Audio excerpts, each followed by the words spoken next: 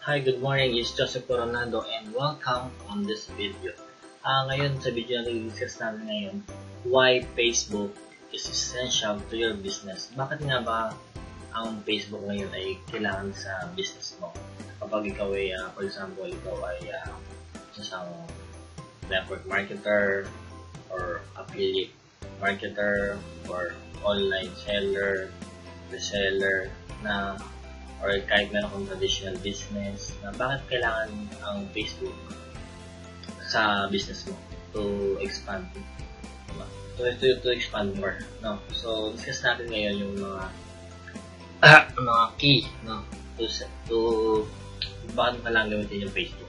So, number one is here. So, take advantage of billion users or million users in the Philippines. So, check natin dito. Meron akong research dito. Okay. So, dito sa statistic na to, from 2008 to 2016, ang Facebook ay meron ng 1.8 billion monthly active users. So, grabe, no?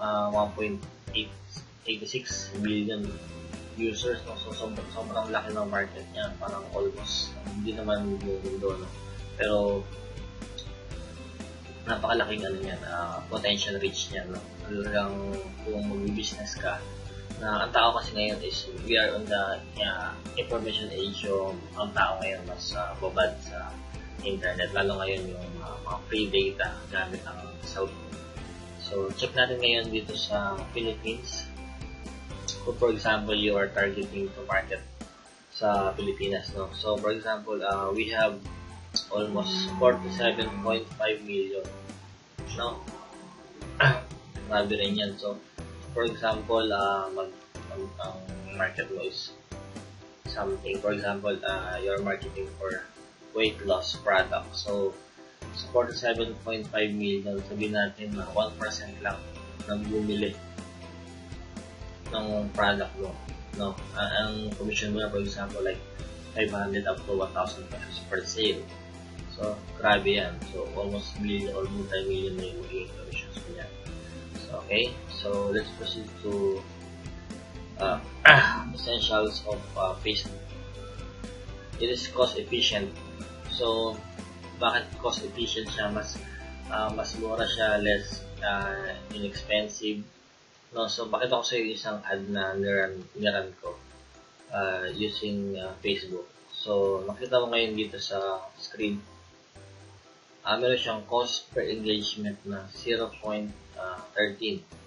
So, ang pinakita ni Facebook yan sa almost 981 na tao. So, kung mag-old method ako, kung gagawin ko yung old method ng promoting, ang gagawin ko is bumibili ako ng flyers. For example, it will cost for about 50 cents.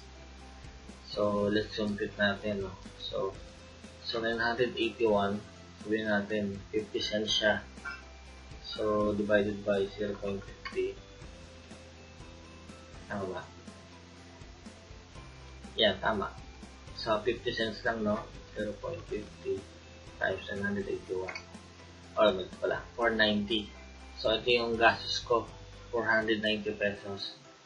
Pero sa 490 pesos na yan, ang baga sa old school method, ang mga nagbasa lang is 255 na tao. So, hindi lahat sa 981. Iba pag kuha ng ad, tinapon lang. So, dito sa Facebook, for example, is 255 yung nag-interact. So, ang gastos ko pala, pag old method is 490 pa. Pesos. Samantalang dito, 34 pesos lang. Na hindi ako na inita, hindi ako nababad sa araw. No? Hindi ang effective na Facebook sa business mo. No? Mas mura siya at less effort and automatic kasi yan. Once you place an ad, si Facebook na ang bahala dyan mag-run yan. Okay? So, next is this one. Targeted market. So, dito sa ad natin na nilaran natin, for example, ito. Isipin mo na lang na yung kung magpa-flyering ka sa 981 na binigyan mo, hindi naman lahat yan targeted. For example, nasa MRT ka, nakikita mo ba yung tao na yun na gusto niya yung pampapayat? Nakita mo ba gusto niya yung mga dog accessories? Of course not, but with Facebook, natatarget natin siya kung ano yung mga hilig ng mga tao. For example, kung ano yung mga likes mo, nag-search ka, yung algorithm ni Facebook ang gumagawa no. So, sinusort niya lahat ng taong nag-engage sa weight loss, nag-engage sa mga, for example, dogs, accessories, etc. So, yung interest nila, doon nag-praise ka ng ad, doon pupunta kayo yung ad mo. Okay, no? Okay, next is real time. Okay?